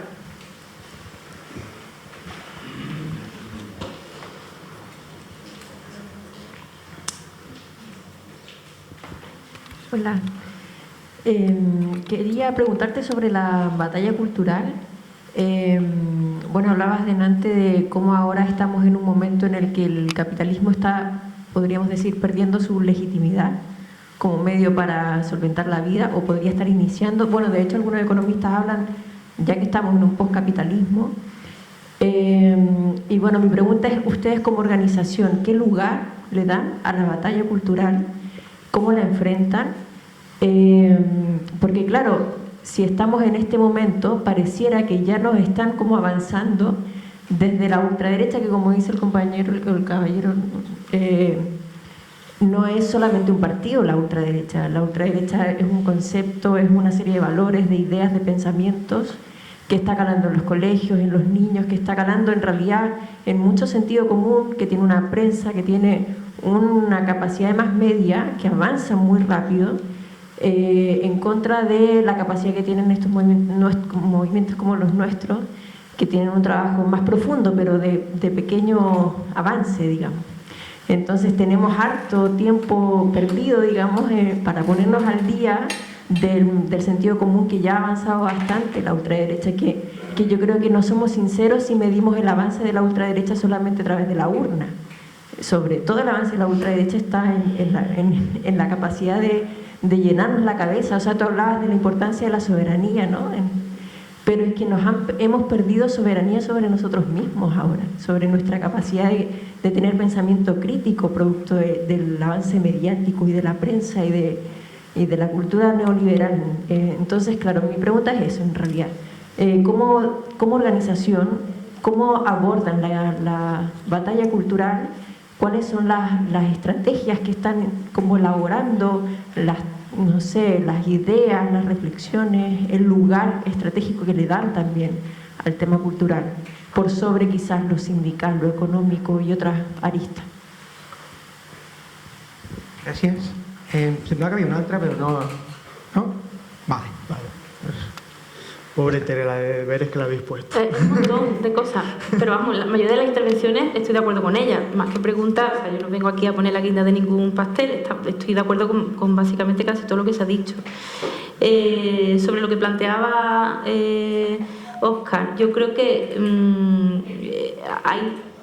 habitualmente se produce un determinado ciclo, es decir, hay una removilización social potente, una crisis de legitimidad del sistema que genera movilizaciones sociales que luego se concretan en lo electoral, y hay un crecimiento de la izquierda alternativa que le da los suficientes números como para poder gobernar con el PSOE. Entonces, ese ciclo que empieza con la movilización, con el 15M, que da lugar a Podemos, y que después, en la siguiente fase, Podemos acaba en el gobierno con el PSOE, tiene consigo también la desmovilización social, porque los colectivos, las organizaciones sociales también tienden un poco a autocensurarse frente al gobierno, porque obviamente, además de que ese gobierno traslada la idea de que lo que se está haciendo es todo lo que se puede hacer, no se puede hacer mejor, porque coño, hemos llegado al poder, ¿sabes? Entonces, si además tú no me explicas los límites que tiene el ejercicio del poder y me dices que hemos acabado con la precariedad, pues dices tú, coño, a lo mejor resulta que vivir sin precariedad, tener un contrato indefinido aunque me puedan echar el mes que viene, ¿no? Entonces se traslada la idea de que no hay un horizonte de transformación que vaya más allá de lo que hemos podido hacer con el gobierno más progresista de la historia, hacia atrás y hacia adelante, ¿no? Y luego además los colectivos y las organizaciones sociales piensan que el gobierno que tienen es el mejor que podemos conseguir en este contexto, ¿no? No podemos aspirar a un gobierno que sea de verdad capaz de abrir procesos de transformación reales, ¿no? Por tanto, también frenan el carro de las movilizaciones, negocian, tienden a estar más tiempo en la mesa con el gobierno, piensan también que están conquistando pequeñas victorias, aunque luego no se noten en lo concreto en casi nada. Y eso es como un segundo problema derivado de los cogobiernos con el PSOE, que además desmovilizamos a nivel social. Pero es verdad que son hipótesis, es decir, yo de verdad me encantaría estar equivocada, y con eso engancho con lo que decía Roque. Me encantaría poder decir después de las próximas elecciones generales, me equivoqué. Había que hacer lo que ha hecho Podemos, lo que ha hecho Unidas Podemos, había que entrar en el gobierno porque eso ha supuesto de alguna forma el siguiente paso de lo que había que hacer. Se ha frenado la extrema derecha, hemos conseguido ampliar las bases de la izquierda, vamos a ser capaces de seguir haciendo políticas reales que cambien la vida de la gente. Ojalá pase eso. Entonces yo, con mucho respeto y pensando que son hipótesis con lo que trabajamos, ninguno tenemos la receta, yo no la tengo, de lo que hay que hacer, ojalá que mi hipótesis sea la real y la correcta sea la que han llevado a cabo los compañeros y compañeras. Respecto del andalucismo y que no termina de cuajar y demás, Juanma Moreno Bonilla, una de las cosas que ha hecho muy bien es envolverse de la bandera andaluza. Si os fijáis, la celebración de la mayoría absoluta no había ni una sola bandera de España, ni una sola. Era todas iguales, o sea, quiere decir que estaban allí puestas, lo que os decía antes, de las pancartas de imprenta y de los carteles de casa. Allí nadie se había traído la bandera de su casa, porque te digo yo sí que ninguno de ellos la tiene, ¿no? Pero supieron muy claramente construir esa figura como de líder andaluz que va a defender los intereses de Andalucía al margen del PP, y poner muy chiquitito lo de PP en la cartelería para traerse a ese votante del PSOE que ya había dejado de votar PSOE en las anteriores elecciones, que se había quedado en casa, y al que Juanma Moreno Bonilla y su aparato demoscópico, que es muy potente, ¿no?, pues querían llevarse a su electorado, ¿no? Gente a la que no querían faltarle respeto. Por tanto, antiguos votantes del PSOE que han alimentado ahora mismo el electorado del PP. Eso nos da una pista también de que efectivamente hay mucha potencialidad en ese espacio. Yo creo que uno de los errores de Vox ha sido presentar a Macarena Olona. Yo creo que si hubieran presentado a la gallina caponata, hubieran sacado mejores resultados y hubieran mantenido la tendencia que se veía en la encuesta. A cualquier otra persona que no destacara, al contrario que el PP, ¿no?, respecto de la sigla, porque la sigla era lo que tenía potencial, y Macarena Olona de alguna forma fue una burda operación de falta de respeto a un pueblo entero, ¿no? Lo del empadronamiento, o sea, aunque no lo parezca, y eso lo sabe el PP, de hecho me lo ha dicho a mí personalmente Juanma Moreno Bonilla cuando me vi, esta gente que se creen que los andaluces no tienen identidad, porque es que somos los más españoles que nadie, ¿no? Y no es así, no es así tampoco. Efectivamente no hay un conflicto entre la identidad española y la identidad andaluza, eso no pasa en la mayoría de los casos, pero sí existe una identidad andaluza y un cierto autoestima, ¿no?, respecto de eso, y creo que esa es la clave del frenazo de Vox en estas elecciones. Donde emerge Vox es en Andalucía. Bueno, emerge en Andalucía porque siempre tenemos las elecciones, o sea, inauguramos siempre los ciclos electorales. Surge en Andalucía y después surge también en el Estado, pero no porque surge, o sea, quiere decir que nos fabricamos nosotros a los fachas, que ya porque, bueno, en fin.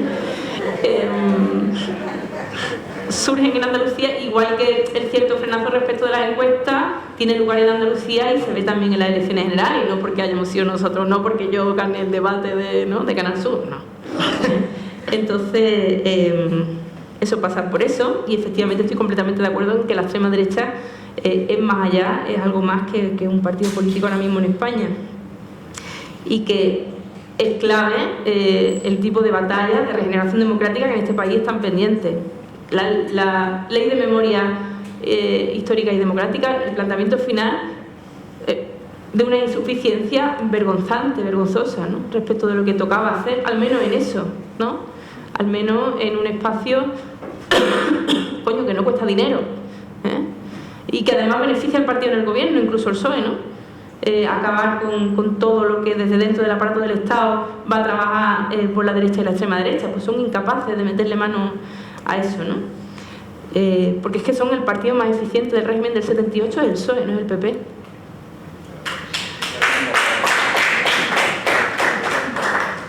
¿Por qué los políticos no son capaces de reconocer que no pueden hacer ciertas cosas. Yo eso lo llamo la impotencia orgullosa, es decir, yo intento cambiar algo, cuando se me pone una posición de poder en el que se supone que puedo cambiar algo, no lo consigo y entonces digo que lo que he hecho es lo mejor que se podía hacer, ¿no? Y es lo peor que puede pasar. Como no soy capaz de derogar las reformas laborales de Rajoy y de Zapatero, pues digo que la reforma planteada es la más razonable. Y acabo planteando como un marco maravilloso y estupendo, por marco de relaciones laborales de mierda que tenemos en el Estado español, ¿no? O con el Sáhara de Marruecos. Como soy incapaz de abordar el debate profundo sobre que hemos subcontratado la frontera sur a Marruecos en un contexto en el que cada vez va a haber más emigración, porque hay una crisis climática brutal y una crisis también alimentaria y civilizatoria que va a afectar especialmente a los países de África, y que esos ciclos de emigración van a ser cada vez mayores. Como soy incapaz de abordar ese debate sobre gestionar fronteras de forma democrática, cooperar en lugar de competir, como soy incapaz de hablar de los derechos humanos en la gestión de fronteras y quiero tener esa frontera subcontratada al Estado marroquí, pues no abro el debate sobre el Sáhara, porque necesito tener esa frontera subcontratada. Y en lugar de expresar por lo difícil que es abordar el debate sobre el referéndum del Sáhara Occidental, por todo lo que conlleva de que nuestra frontera subcontratada deja de existir, ¿no?, en el tráfico de drogas, que van a poder seguir chantajeándonos con la inmigración, y que eso a su vez va a servir a la extrema derecha para hacer su discurso. Como soy incapaz de hacer pedagogía en torno a eso, lo que hago es plantear que el Sáhara puede ser una autonomía de Marruecos y venderlo como lo mejor posible.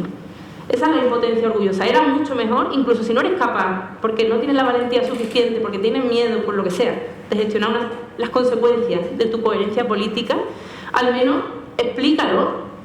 Y mira, no soy capaz de plantear un referéndum en el Sáhara porque traería consecuencias geopolíticas pues difíciles de gestionar. Explícalo, porque a lo mejor se genera, y es el cambio cultural, el suficiente sentido común como para tener a una sociedad que te respalde en esa decisión, que dice, hazlo, que va a ser difícil, que vamos a tener que gestionar la frontera nosotros solos, que vamos a tener que apostar por otra forma de relación con los pueblos del sur.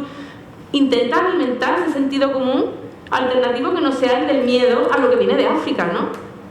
Para alguna vez, en algún momento, poder poner en marcha las políticas coherentes con las que te ha comprometido en tu programa electoral, que no se le está pidiendo al PSOE nada más que cumpla con su puto programa electoral. O sea, que no es la revolución mundial, ¿no? Pues eso tiene que ver con la impotencia orgullosa. Y eso es lo peor que le puede pasar a una organización. Lo peor. Mucho peor incluso que no cumplir con las expectativas, abrazar como lo mejor aquello que no pudiste conseguir, ¿no? Sobre la cesta de la compra, la cartilla de racionamiento, yo creo que son medidas a la desesperada. Hay un aroma ahí de intentar hacer cosas que cambien de alguna forma las tendencias demoscópicas que hay en torno a este gobierno, y esto de la cesta de la compra es una de ellas. Tratar de trasladar la idea de que se ha resuelto ese problema. Y seguramente la gente al principio tenga la sensación de que, bueno, pues ya está resuelto, ¿no? Ya al menos lo básico lo tenemos cubierto, pero se dará cuenta dentro de poco que no ha sido la solución y que siguen teniendo serias dificultades para tirar para adelante. Y sobre lo último que planteaba la compañera, no sé si eres chilena, sí, y que tiene que ver con el referéndum chileno, me hubiera gustado que pudieras tener una contrarréplica para que me hablaras de eso. Yo estoy un poco obsesionada con la situación del referéndum y los votos que se han llevado a cabo allí, que tienen que ver con la manipulación de las derechas, con la incapacidad de la izquierda de explicar bien qué es lo que había ahí, que tiene que... Sí, pero también hay de alguna forma mecanismos de consentimiento y cooptación del sistema que están siempre presentes. Si la gente pues no creyera que le van más o menos bien las cosas y que pueden irle peor, y por tanto da su consentimiento a que las cosas funcionen de esta forma, o si no aceptara mecanismos de cooptación por parte del sistema, pensar, hostia, a lo mejor yo también puedo tener algún día 2 casas, ¿no? A lo mejor un día también pueden ocuparme la mía, ¿no? Aunque viva con mi madre, ¿no? Esos mecanismos de cooptación que existen requieren de una batalla cultural. No se resuelven desde un gobierno, desde arriba, incluso si ha llegado al poder mediante un apoyo popular brutal. A mí lo del referéndum chileno me ha dejado súper triste, ¿no? Respecto de las posibilidades de cambio que tenemos en cualquier parte del mundo cuando somos capaces de llegar a esos niveles de movilización y de éxito, ¿no? Entonces, ¿cómo se combate esto? Yo creo que hay que combatir las lógicas de consentimiento recuperando dinámicas de indignación. Hay que explicarle a la gente que las entidades financieras en este país pues han tenido un 25% de beneficios y que las eléctricas han conseguido un 60% más de beneficios que el año pasado en un contexto de serias dificultades de la mayoría social, y que recuperar el curso de la indignación para que la gente deje de pensar que no está tan mal, volver otra vez a recuperar ese discurso, y también combatir la cooptación del sistema con algo que no es fácil, pero que va a ser más necesario que nunca con la crisis medioambiental y con el colapso que se acerca, y es intentar construir un futuro deseable donde lo más importante no sea tener muchas cosas, tener coches, 2 viviendas y una exportación de alimentos insostenible, ¿no? Sino donde lo importante sea tener tiempo, tener seguridad, ser respetuoso con la siguiente generación, saber que pues uno es parte de una historia de un planeta, saber que no vamos a combatir el colapso que se viene por la dinámica de la competitividad entre nosotros, sino por la lógica de cooperación. Otra cosa que también me ha dejado muerta en los últimos tiempos son artículos de un señor que se llama Douglas Rushkoff, que habla de cómo los ricos están construyéndose búnkeres es toda una fantasía, o sea, es ciencia ficción, para poder tener alimento, producir alimentos y también defenderse frente a la horda de hambrientos que efectivamente se van a acercar a los sitios donde haya en un momento de colapso de cualquier característica, y estudian si va a ser una pandemia o si va a ser una crisis energética o si va a ser un apagón o si va, qué es lo que va a ser, pero a ciencia cierta ricos con nombre y apellido que conocemos, ¿no? Douglas, lo tengo que mirar, Rushkoff, lo llamaron para asesorar a algunos ricos en torno a esto y lo cuenta en un libro y es apasionante, ¿no? Y de alguna forma, bueno, y cómo los ricos se están obsesionando con tratar de encontrar salidas individuales a una situación que ellos mismos han creado, ¿no? En lugar de plantearse dejar de generar esa situación, ¿no? Bueno, a lo mejor nos venden que pueden haber búnkeres también para la familia obrera, ojo con eso, ¿no? Y que todo el mundo pueda aspirar también a tener su propio búnker y su propio sistema hidropónico de cultivo en caso de crisis, donde dejemos fuera, obviamente, a la mitad del planeta y al cuarto mundo, ¿no? Cuidado con eso, ¿no? Frente a eso hay que decir que obviamente la única solución para las mayorías sociales son las de cooperación, las de salir de este sistema loco, productivista e incompatible con la vida en el planeta. Ese es el cambio cultural que necesitamos y sin ese no se puede hacer nada, Sin ese, por más que obtengamos mayoría electoral suficiente para conformar un gobierno, incluso mayoría política o suficiente como para poner en marcha un programa electoral, sin el cambio social, como decía el Moro, sin el poder social, no vamos a tener consentimiento de las mayorías sociales para llevar a cabo las políticas valientes que necesitamos para cambiar realmente la vida. Y como me estoy enrollando un mogollón, pues os doy las gracias por escucharme pacientemente y nada, y ya está.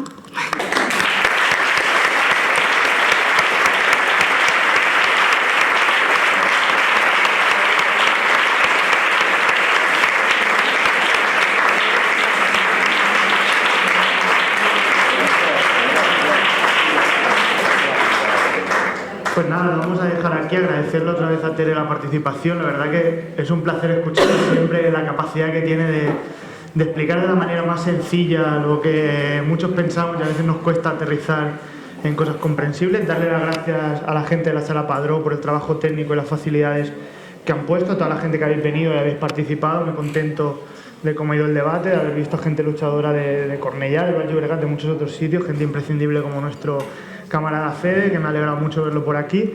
Y nada, lo dejamos aquí. Muchas gracias.